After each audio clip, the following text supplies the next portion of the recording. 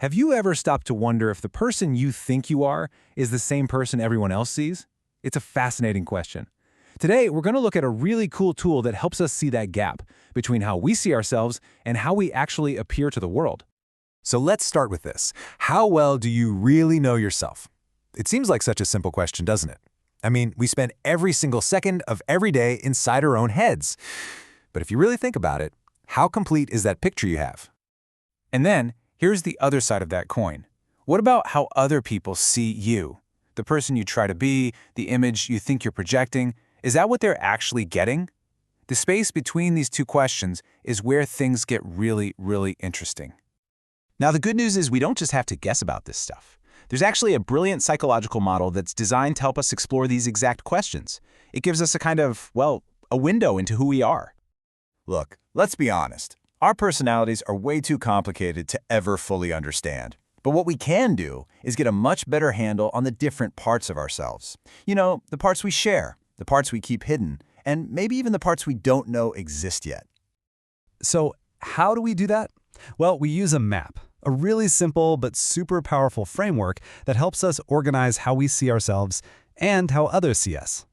It's called the Johari window. And no, it's not some ancient mystical thing.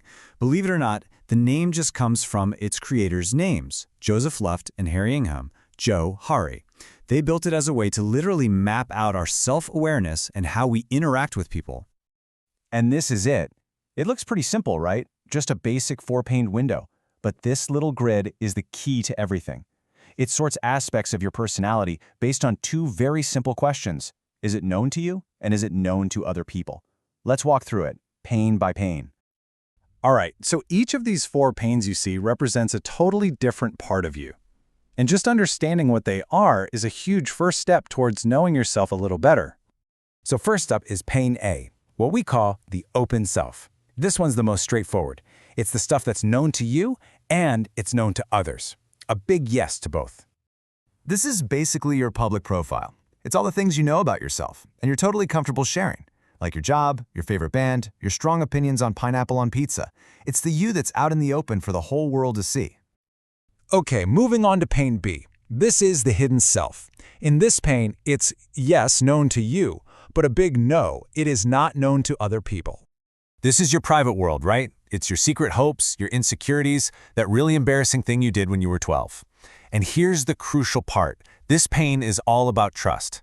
The more you trust someone, the smaller this area gets, because you start to let them in on those secrets. All right, now things start to get a little tricky. Let's look at Parne C, the blind self.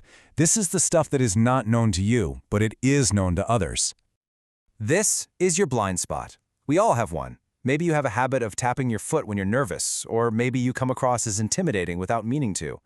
Getting feedback on this stuff can be, well, a little painful, let's be honest, but it's also where the biggest opportunities for growth are hiding. And that brings us to the most mysterious corner of the window, pane D, the unknown self.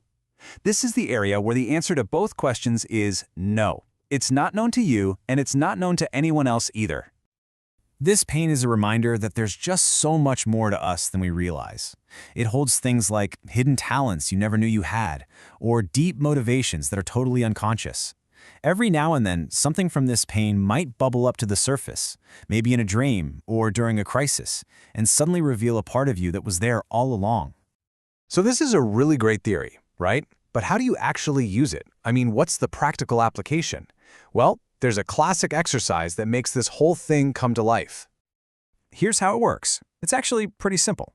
First, you get a list of adjectives and you pick out the ones you think describe you. Then, and this is the important part, you get a few friends or coworkers to do the same thing for you from the same list. Then you just map it all out. Any words you both picked go in the open self. Words only you picked, that's your hidden self. And the words that only they picked for you? Bingo, that's your blind self.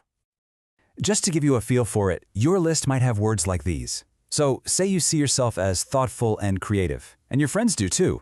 Great, that goes straight into your open pane. But what if you also chose anxious and nobody else did? Well, that's part of your hidden self. And what if they described you as impatient, but that word never even crossed your mind? Yep, that lands right in your blind spot. So, why even bother with this? What's the point of sorting a bunch of adjectives into a little box? Well, It's about so much more than just a fun personality quiz. The real goal here is to make your open self-pain bigger, and there are two main ways to do that. You can ask for feedback, which helps shrink your blind self, and you can choose to share more of yourself with people you trust, which shrinks your hidden self. The bigger that open area becomes, the more self-aware you are, and the more authentic your relationships can be. Now, the source material pushes this idea to its limit. It suggests trying this exercise with your partner, but it also throws out a pretty serious warning. What happens if you discover something you wish you hadn't? Is finding out everything always a good thing? And that leaves us with one final, really provocative question to chew on. We spend so much of our lives trying to know ourselves better. But maybe, just maybe, there are some things in our blind spots or in that deep unknown area that we're better off not knowing. What do you think?